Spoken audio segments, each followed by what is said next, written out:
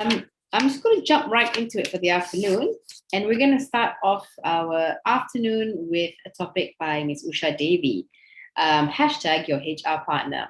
Now, she is a human resource practitioner who's an advocate of hashtag FIT, fun, inspiring, and trusting work climate.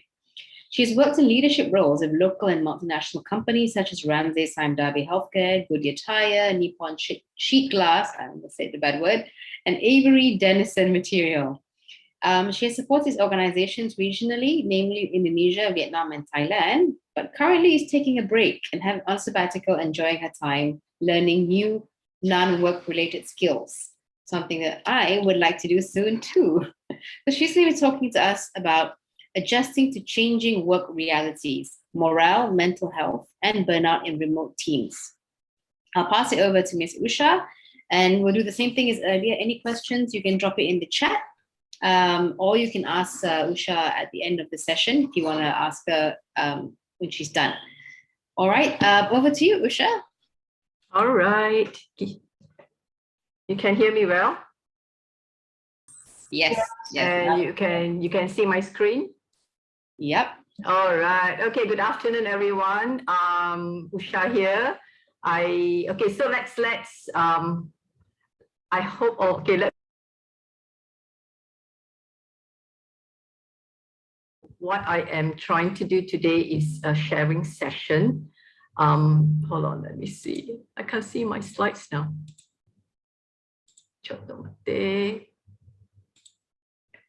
Okay. So we are, hold on, yeah. This is the problem that I have with technology. Okay, hold on. You can see my slides. I need to show my slides. Okay, so I would like this session to be a sharing session and, be a casual session. So feel free to jump in if you have suggestions or ideas that you would like to contribute, or you can always put it into the chat. I think it's so apt that we are talking about this topic today about a little bit about health and wellness, and it's so apt that it is. But we are talking in relation to the well-being of an employee, and also we kind of recognize the Mental Health Day a couple of days ago. So I think the whole idea of law, employees, managing teams is so apt. So when we look into the title of Changing Work Realities, I see it in the context of the helicopter view, right? I see it in the context of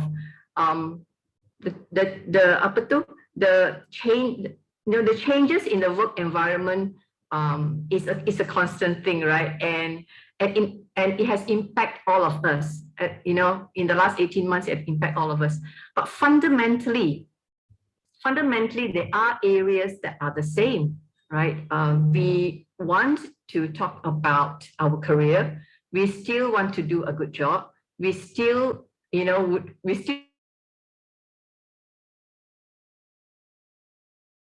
right? So all these fundamentals are the same. So, so what has changed is the space that we are in, the context that we are in. It's like,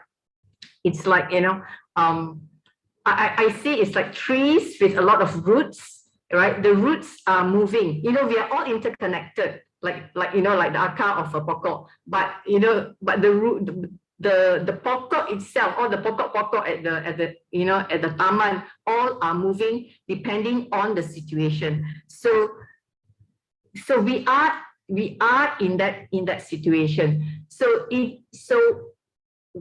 what have changed in the last 18 months, I guess, in my view, it's that it has brought out the best in us, but it has also brought out, the worst in us, right? So if we look at this, right, how many of,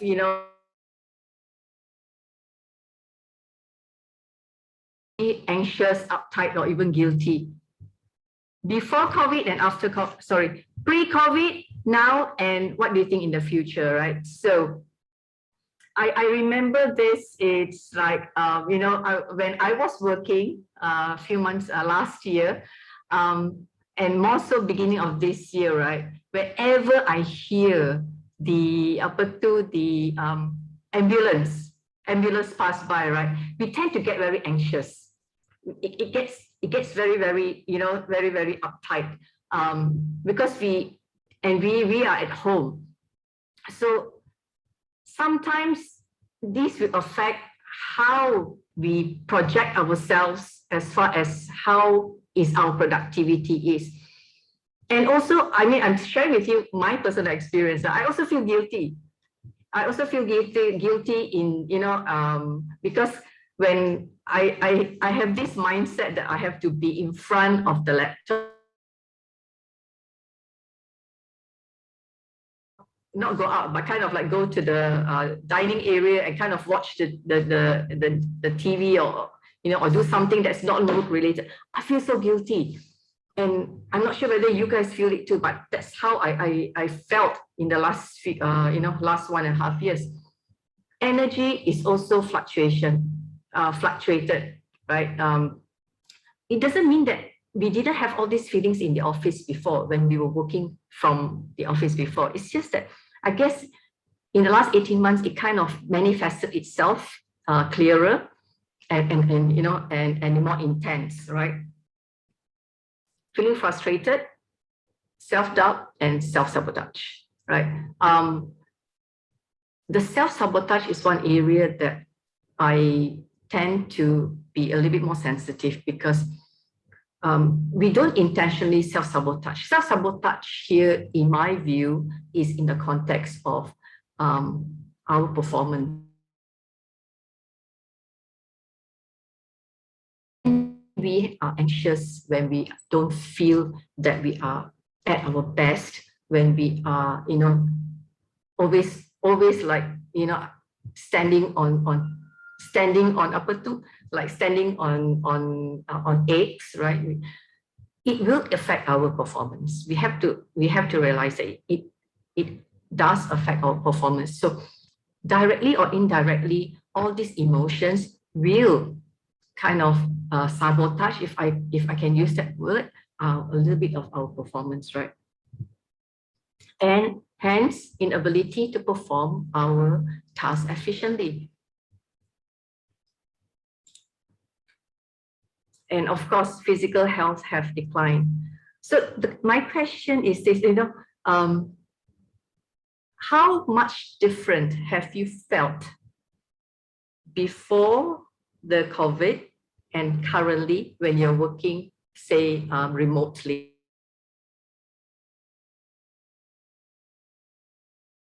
Felt before and now, because whatever that that I share here is things that I personally think that I have felt it before. So basically, what's different now, right? So only you can answer that. So what's different? I can give you an example why I think all these things are crucial. Even though I was in a decision-making position, there were days that whenever I go to work, I have to like baca mantra. Like, okay, today is a good day. I will be a good leader. I will solve my problems. It's like a mantra that I have to recite to myself every day when I drive to work. And then when I was working from home, I had to say the same mantra. I had to say the same mantra, right, before I open my laptop in the morning. So these are things that our folks, you guys are the one-stop center in the last 18 months. So the level of stress that you face is definitely higher. So I would like to share a little bit about this survey, that I read. It's about the work hours, right? So if you look here, this survey was done during this pandemic season. And talking about working from home. So 32% of the respondents say that they had to, work more hours. And because they had to work more hours, obviously their stress level is higher. However, 49% says no change in their work hours. Even though there's no change in their work hours, but their stress level is still like 17%. They were anxious about 13%. Working hours, but still they feel stressed and they feel anxious. So I just find that there is such a correlation of stress, regardless whether it's working hours, whether it is longer. Obviously, longer working hours, memanglah you have a little bit more stress. However, the question is stress, work stress, something that's perpetually in a person's life, right? And basically it is, right? So as this survey shows, even though as employees you have lesser work hours, you are still feeling stressed. We don't know from the survey what are they stressed about, but basically I think it goes on to show that the stress level is there in most employees. So as employer, as HR,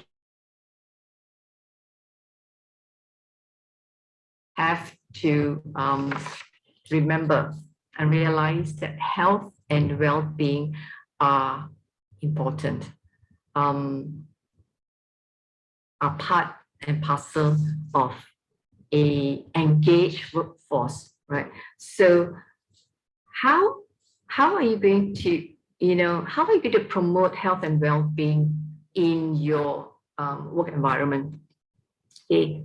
In my view, right, we have to make health and wellness a priority.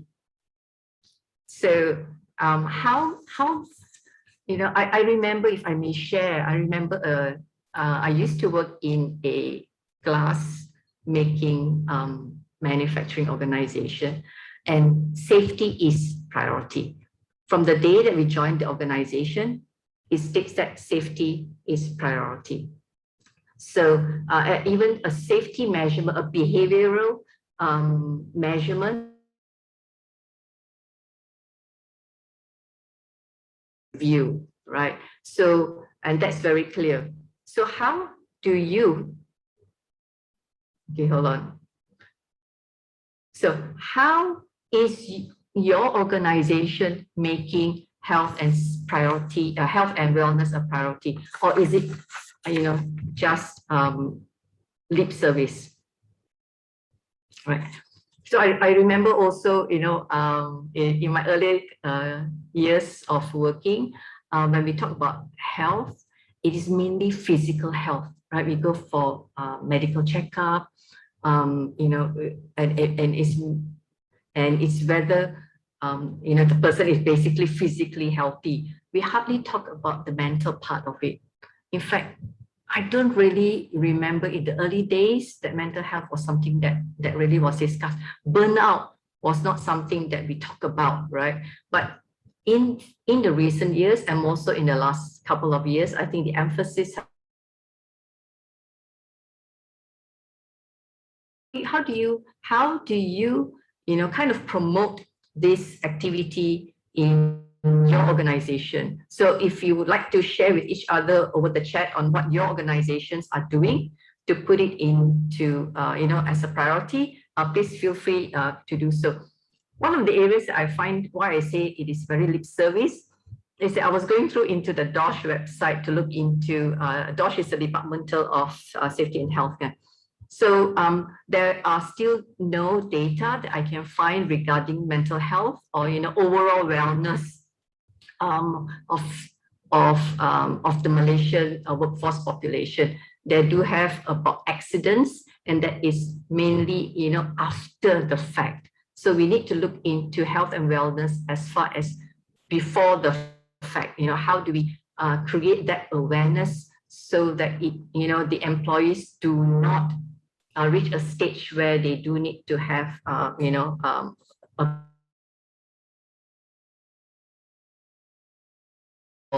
they are not able to perform effectively and productively. The other area is leadership by example, right? And this is an area that I'm kind of passionate about because if we want to promote health and wellness in any organization, right, we need to provide a good support system. Then the best support system comes from the leader, right? So as a leader, do we walk the talk?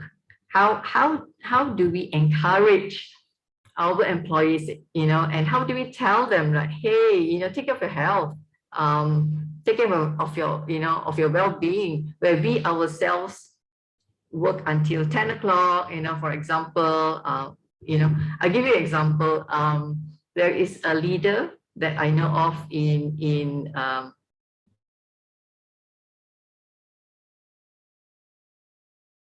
senior finance person for the country, and he is extremely dedicated to his job. So we were in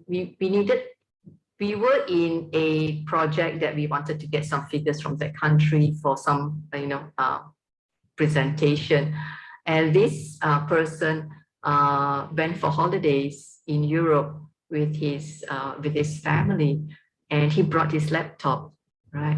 And the thing is that he, even though I told him that, hey, it's fine, we can manage without him, he can come back and we can get the data from his subordinates or from him on when he comes back from the holidays.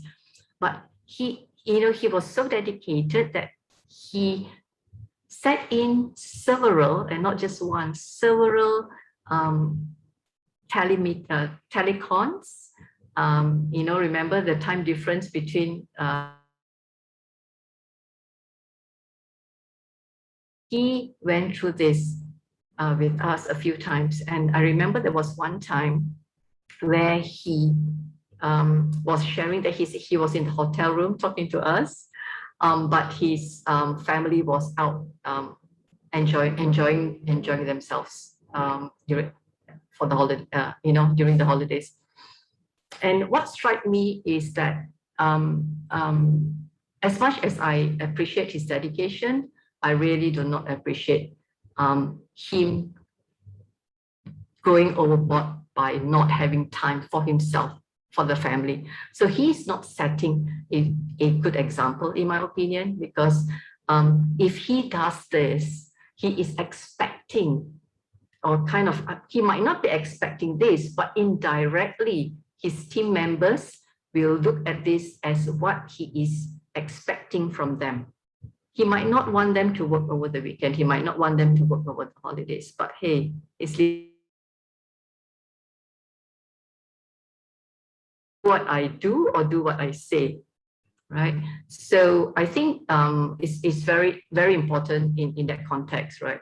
And if I can share another example, I used to work with another leader who she puts her well-being priority, and it is well known in the whole organization. So she gets up in the morning and she exercises first. She has time for herself, and then she comes to the office only at 10 o'clock. Obviously, she works, later part of the evening, and she makes it clear to everyone that this is what is important to her. And because she puts this as a priority for herself, she is very open to accepting her other team members who also puts well-being as a priority. So some of the team members go back, come to work earlier, go back a little late of the day.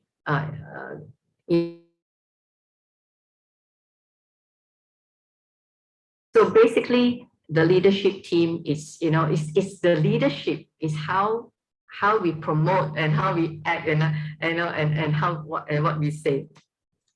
The other thing, it's, in my opinion, the work team culture. So what's the value, right? So if you want to, again, is it all lip service? We know of organization, both in Malaysia and, that the top management put priority on wellness, right? They do have, they check their body weight. They do check, like, for example, they do give like a dental hygiene. They check on the dental hygiene. So it is an ingrained part of the work culture. So if we want to support our employees wherever they are, whether they're at home or a different country, if we want to support them, we do have to have this whole ecosystem of promoting sahaja kan. So because we do need the full spectrum of the the team, the management, the infrastructure to help us.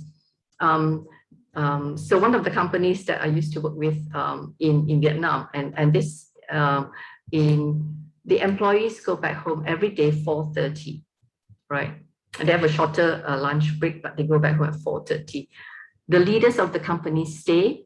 They don't go back home at 4:30, but the employees go back home 4:30. Why? Because obviously, they do have transportation problem challenges. But what I'm trying to say is that the organization created that acceptance that, hey, that is allowed, right? There is no fixed and fast rule. As long as we are productive during the day, our well-being is very important. Okay, so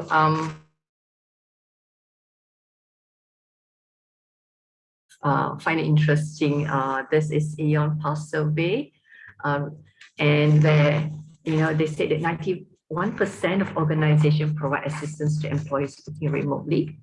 So and 42% support the employees' well-being, right? So and it's very refreshing to see this. I hope that this is something that, regardless whether it's MNC or GLC or big organization, even the smaller organizations, we hope that this is part and parcel of what they are trying to do. So the question is, all right, on a scale of 1 to 10, where are you as being a supportive and understanding colleague? Okay, so take about 20, take a few seconds, right? Think about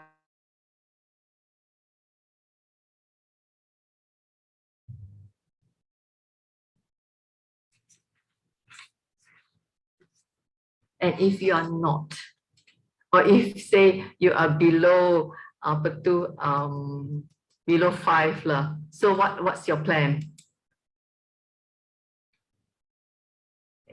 And if you are at the higher end, well done, fantastic, right? No right or wrong, only it is for you to answer yourself, right? So obviously the aim is for us to be supportive and to be more understanding as a colleague. I can tell you this, when I reflect back in my, in my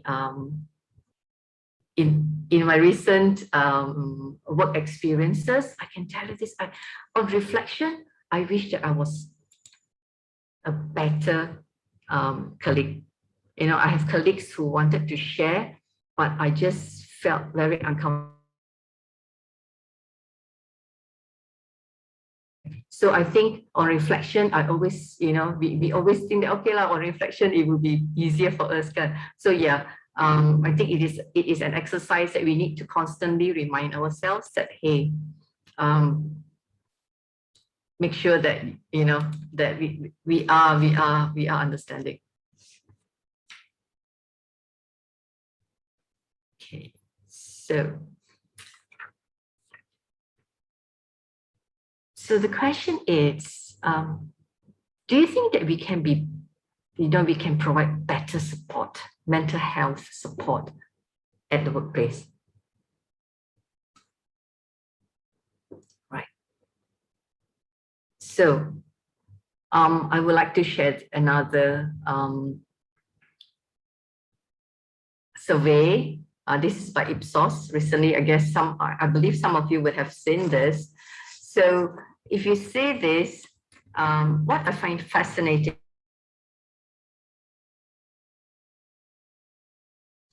the survey respondent says that they feel more burnt out by work when they are working from home.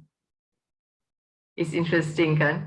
And this reminded me, of I'm not sure about you, but in my personal experience, right, when the first MCO started, and even though I was in the hospital industry, but for 2 weeks, the corporate folks, we had the opportunity to work from home. That was from the very initial MCO 1.0. And I can tell you this, I was extremely happy. And I felt that I was so productive in that 2 weeks because I enjoy the time that I have for myself and not wasting to be on the road.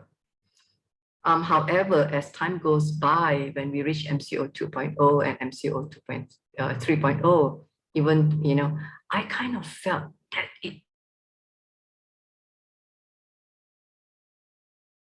more time in the office. I want to spend more time with my colleagues. I want to look at my leaders'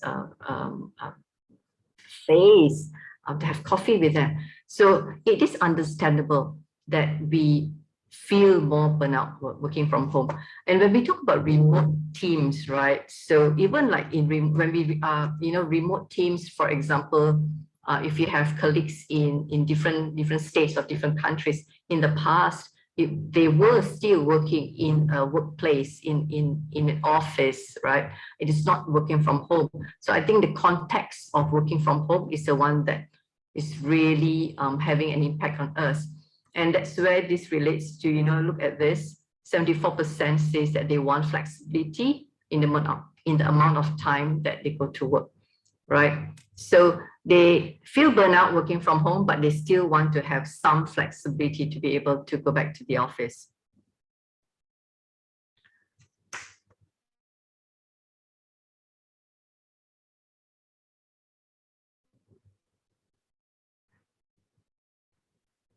So how do we,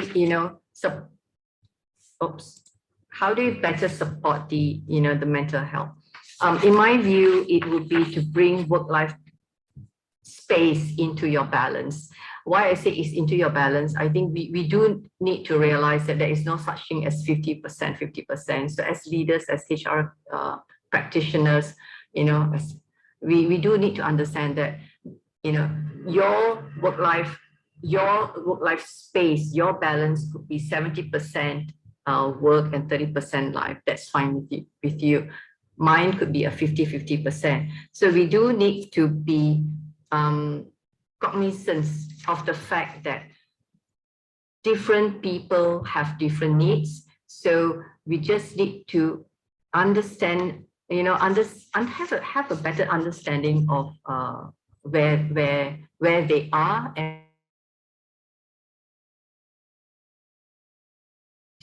was saying that HR needs to be able to understand what employees want moving forward. And it's not that we didn't want or we didn't know what they wanted in the past, but moving forward, it is a different mechanism. Example like this is, I used to have a boss who makes sure that he leaves the office latest by 6 o'clock, because he makes sure that he spends dinner with his family every day, right? And we know of leaders like this. So you could be, one of those people. So how do you balance it? And how do you respect that balance with the other folks? The other area is also to make sure that we have clear roles and responsibilities, and and the level of authority. I know organizations have that. You just need to look at, are there any changes in that LOA?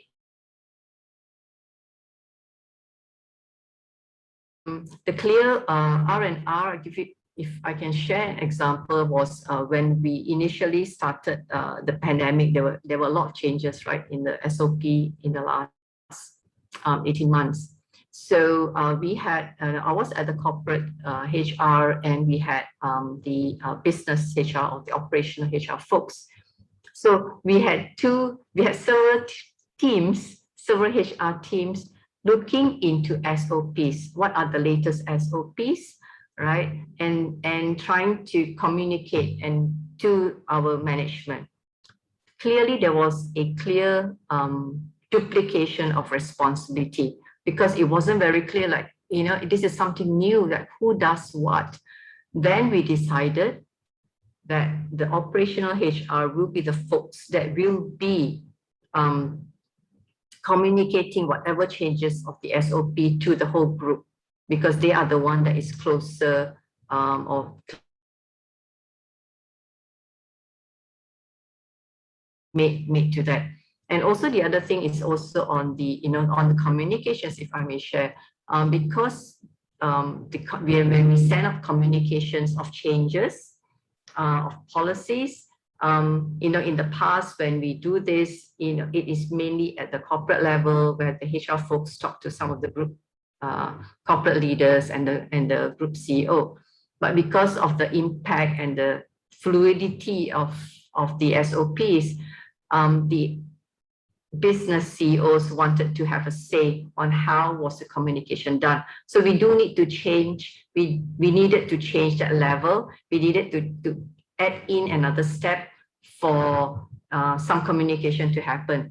So, and that needs to be done, right? So, and that's where we talk about, opening the channel of communication and allow some conflict resolution. There will be a lot of conflicts that come into place, more so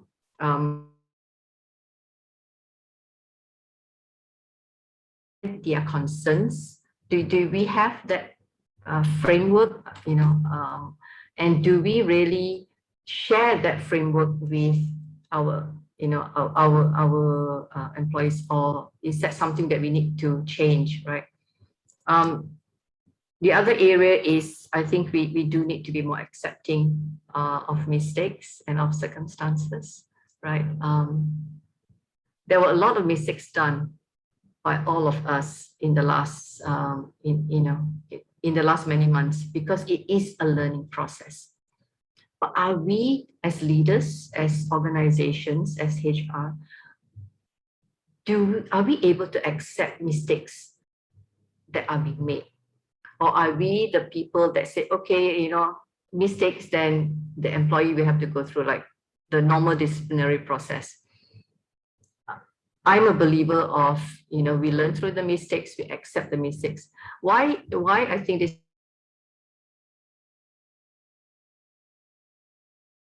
that punishes mistakes? Believe me, mistakes will be more and more. I've worked in companies where, unfortunately, mistakes it's punished, and as such, mistakes were swept under the carpet. And when we are working remotely, it is much easier. I can, to a certain extent,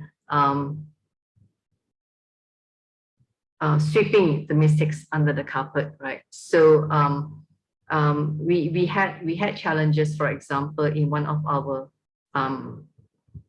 business unit in another neighboring country, right? So and the reason that the mistakes it happened, unfortunately, it's part and parcel of work. However, what happened was that the leaders of that business unit chose not to communicate what they had done and try to cover it up. And the reason is because they knew that if they were to share, they will be reprimanded, and all the trust level will be kind of like down the drains, right? And unfortunately, that was what was projected by the leaders of the organization. So I think we do need to be more accepting of this, and create a better mind frame for our organization and for our employees. So ask yourself then, what other ways can you as a HR leader or as leaders of your organization, how can you influence to better support the mental health of your organization? All right, so just spend the next kind of 20 seconds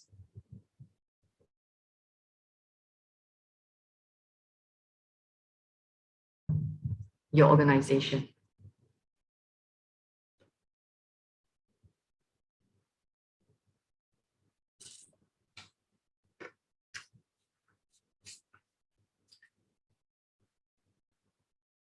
Okay.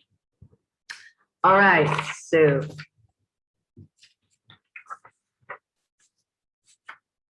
can I just ask all of you, do you feel safe to speak up at work? You don't have to share. This is, you can just answer it for yourself. Do you feel safe to speak at work?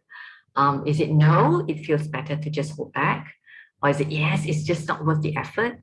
It really depends on who is listening to me. And yes, I feel safe to say anything.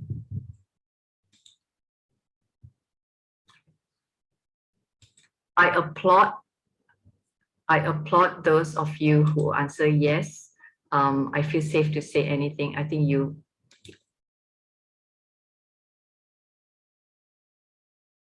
and the organization has a culture that allows you to be safe to speak up. I can tell you this where I stand. I have stood most of the time. It's yes, but it's not worth the effort, right? Why? Because I just, some people will say that, oh, yeah, but nothing's going to change, right? So what's the point?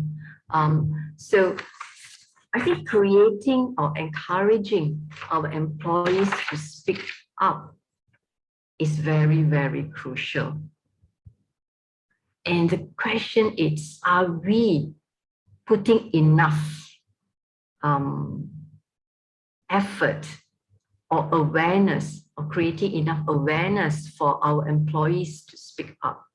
Most of the time, people will say it's easier for the leaders to speak up, but not so much for the rest of the team. Because, by the time they speak up, it's like one hierarchy to the other, right? So by the time whatever that they say, not sure whether it reaches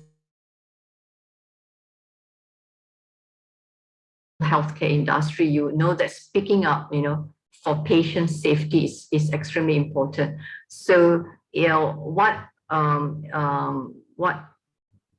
one of the organizations had done is that they created this Speak Up for Patient Safety process, where there are steps that everyone that has dealings with patient will go through. And the reason they created this is that, for example, if you are a nurse in the operating theater and you see the doctor is probably not doing something right, do we tell him? Can we tell him? Or do we fear to tell him, hey doc, something is not right? Similar, if my supervisor is not doing something right or say the wrong things, do I go and tell my supervisor, hey,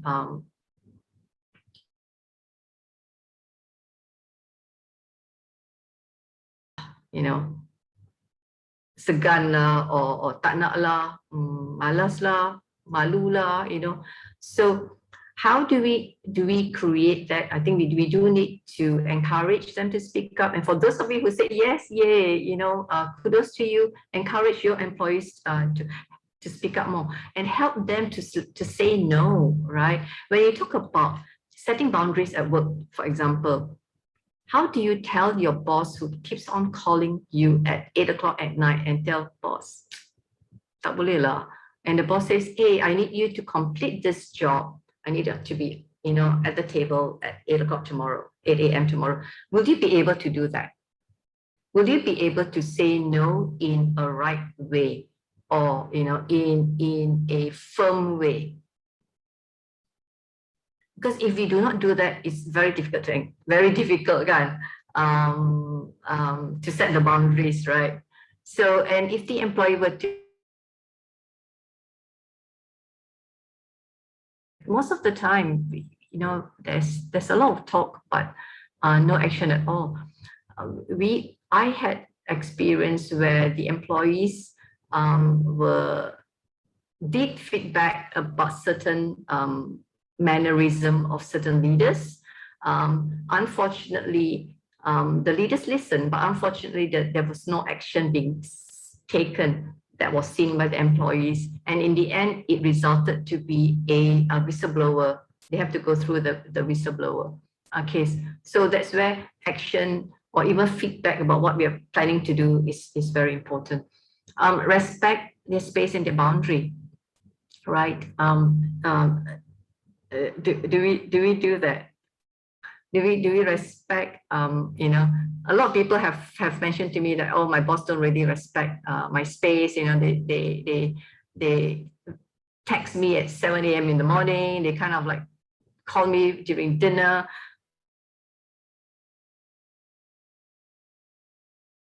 Accomplish, and because of the business situation, right? So I think it's very important that we need to be very clear that we need to respect their space and their boundary. It all starts from us. So if for a start 10% of your population do that, and it created to 20%, 30% of your population, I think, you know, it will be a part and parcel of the culture, right? And that is where majority of the noise comes in, right? It's that people don't respect our space. So, and that's where that's causing all the stress or the mental, you know, or the burnout. And I can tell you this, it has happened to all of us, regardless of positions, right? So I would suggest that look into this area, and I'm sure you have, but you know, if you can do more in this area, why not? And share openly about progress and our, you know, how we are going. One of the areas that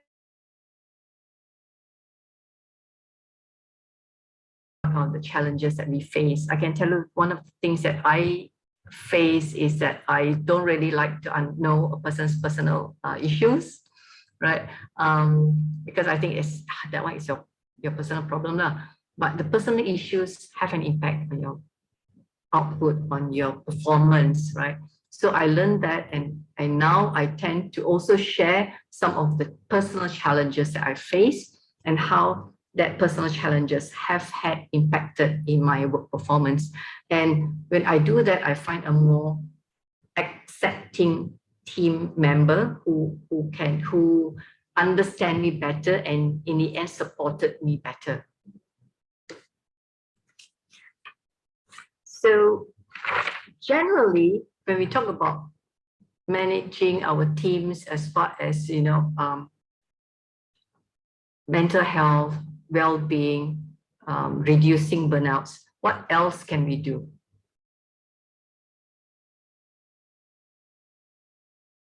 Create a safe zone. Okay, this is something that I think is very, very important. Create a safe zone, safe person, or safe environment, or a safe space, just a small safe space. It's just like, you know, some organizations, when they have a business crisis, they have a war room. So all their information, all their strategy is in that war room. Similar like this, create a corner or safe zone. If you're managing remotely, how do we do that, right? It's not easy, but is that a safe, quote unquote, channel that the employees can go through? Is there somebody externally that the employees can talk to? And that's where, in my view, peer and external mentoring is extremely important, right? It's easy for us to speak to people internally, but how open are we?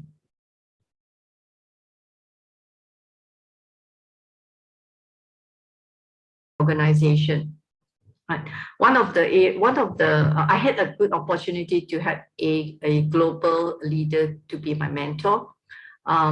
He is from another country, but I can tell you this: even though I know his intention was well, even though I know that he wanted to support me, but I just was not comfortable to share the whole concerns that I have with him, because at the back of my mind, I see him as somebody, a leader of the organization. However, when I had the opportunity to speak with somebody, the similar issue with an external person, it was so much easier. It was, a relief, in fact. So, I would encourage that we explore the external mentoring. It's not the coaching, but it's more kind of the mentoring. And there are organizations now that or external mentoring services at a, whether it's voluntary or non-voluntary basis. So this is an area that we can definitely explore and promote learning activities. Some of your organizations are established and learning activities have continued. But I think this is an area where employees are looking for. If you speak to most of the employees, this is what they want, right? They want to learn, and learning. Yes, some of us have done learning, on our own in the last 18 months. There were a lot of opportunities. However, learning activities that's initiated, supported, encouraged by our organization, our leaders, that is an area that really macam booster lah, and it doesn't have to be learning that is in relation to just work. If you want the employees to be a little bit more expand their horizon, learn help them to improve in the so-called non-hard skills of themselves. And areas that we can do is also look at this for them, learning activities where we can have the sharing session, like small group sharing sessions. We can have them sharing this during town hall meetings. You can have peer learning groups, right? So anything goes. And this is an area I think non-current work related learning activities, I think, is something that will excite employees. And what else, what else can you do to further promote, the overall wellness and health?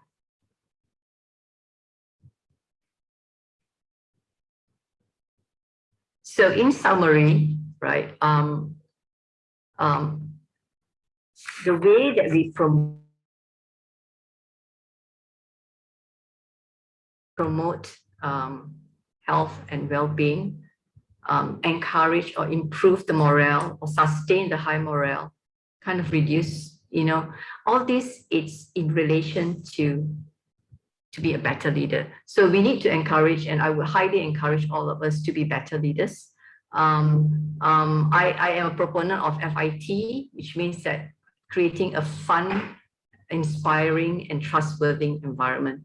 Fun doesn't mean that let's go for, teh tarik. Fun means an environment where employees feel safe, they can be themselves, and they can say whatever that they want. And if I may just share, according to a survey by BCG, they say that 80% of managers say that they are responsible for promoting a sense of belonging among employee, right? However, 1/3 of them say that they don't really communicate effectively, and they don't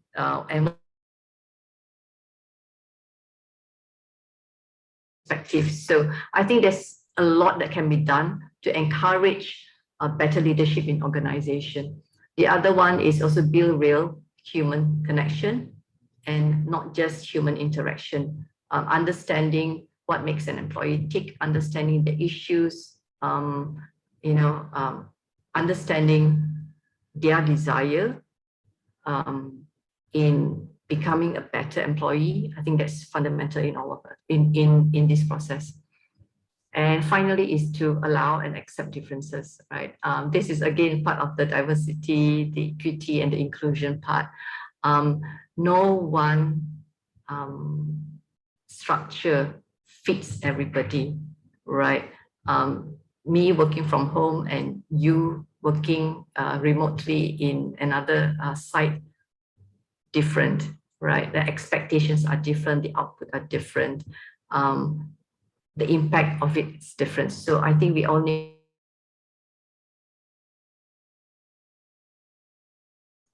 Okay, I think that's all for me. So thank you so much for listening in the last 45, 50 minutes. Yeah. Yeah. So I think it's if I think we are open for sharing from the participants, right? Yes, we are. So, like I said earlier, if anyone has anything you'd like to share and say, please feel free to unmute. It's probably better if you type it in so that I can then unmute you. Or you could just type it in and we can all take a look at the chat and start a little discussion going on if you've got any questions for Usha.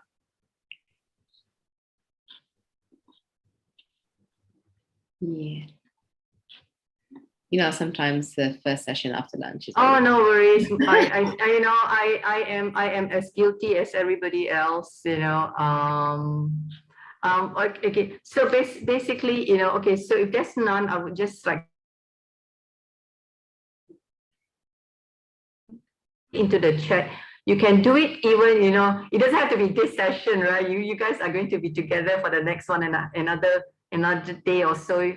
Take this opportunity to kind of exchange ideas with each other. And I'm contactable on LinkedIn. So if you guys want to chat, that's where you can find me. Yeah, I think that sounds fantastic. As Usha said, we'll be around for the next couple of days. You can just drop us a message in the chat, or you can find Usha on LinkedIn. Thank you very much for your time, Usha, and a very enlightening topic. I actually learned quite a lot from it. So we are going to take another break where I think we should definitely all get some coffee, and we're going to start the next session at 3:30. Now, in between this, we're going to have a bit of testing of some audio and video, so please bear with us, but we will commence at 3:30 with Izzat Aziz talking about data protection and technology control alignment. Thanks so much, Usha. Welcome. Have a good day, everyone.